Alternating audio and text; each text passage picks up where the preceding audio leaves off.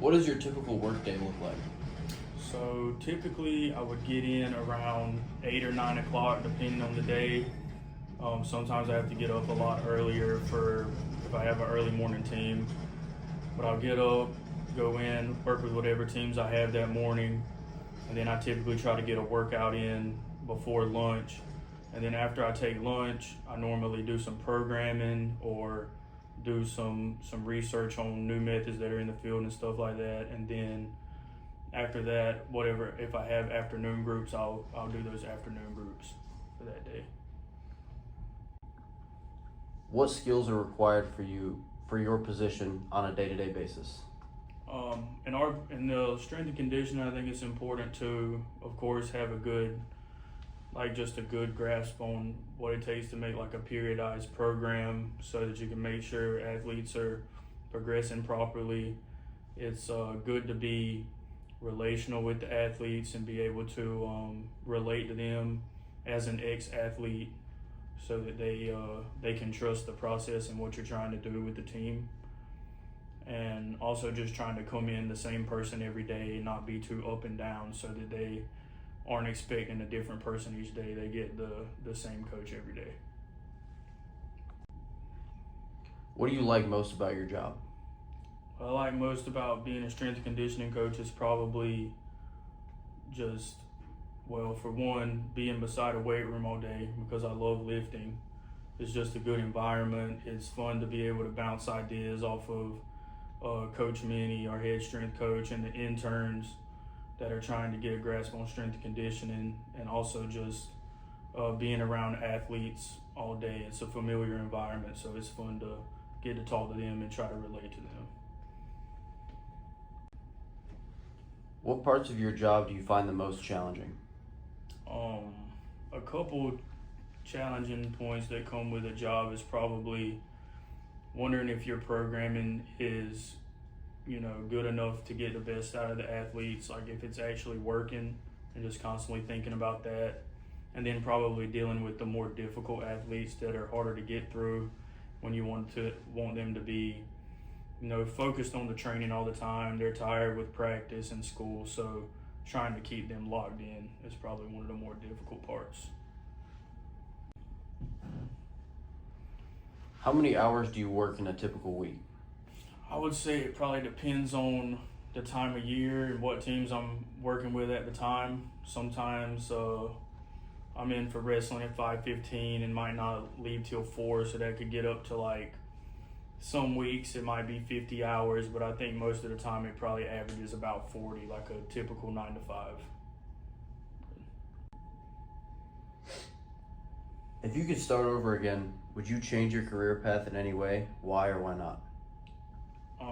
If I could start over, of course I've enjoyed being at Pembroke the past 2 years. This is my second year.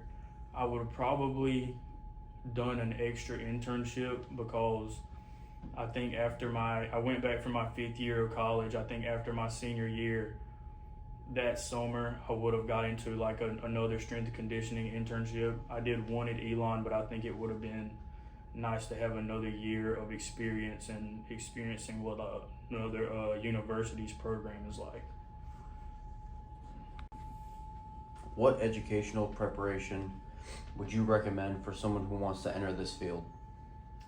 I think to enter this field, you would need to pursue something like heading toward exercise science, like a bachelor's in exercise science, or some concentrations are just named differently at universities. So like a concentration in exercise physiology or something like that. I think that would be the path to take to become a strength coach.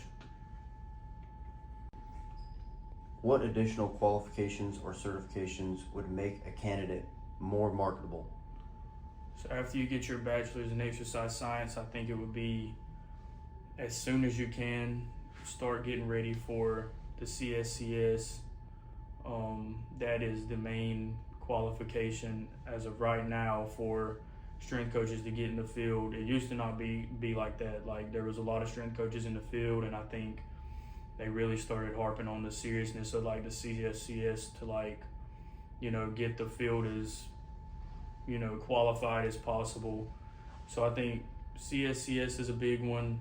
A lot of schools are looking for master's degrees for head jobs now, and then anything you can do to boost your resume. I'm currently working on a nutrition certification, something like that if you want to just find a way to build your resume. And then just USCW is another one that's pretty good, or USAW.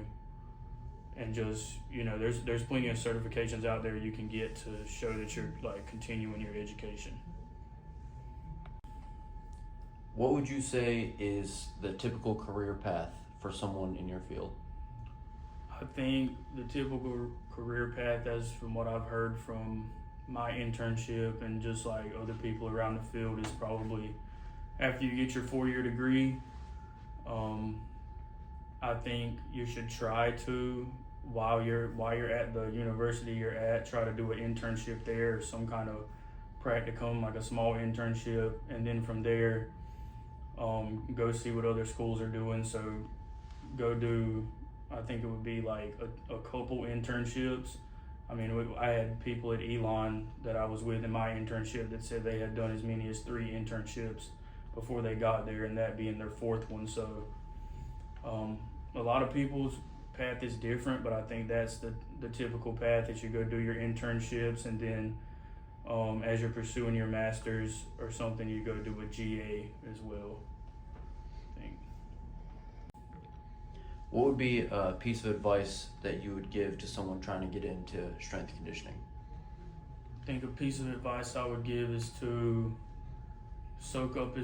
always keep an open mind, try to soak up as much information as you can when you're first starting out. Don't be closed off to new information as foreign or as weird as it may seem, because a lot of people get results a lot of different ways. And also try to build relationships with the people that are around you, and then try to branch out and build relationships with other coaches as well, so that your name gets out in the field. And don't be afraid to put yourself out there. I used to not post on my Instagram when I, just worried about what people would think, but I would say post your videos, have confidence, because it's only going to get better from there.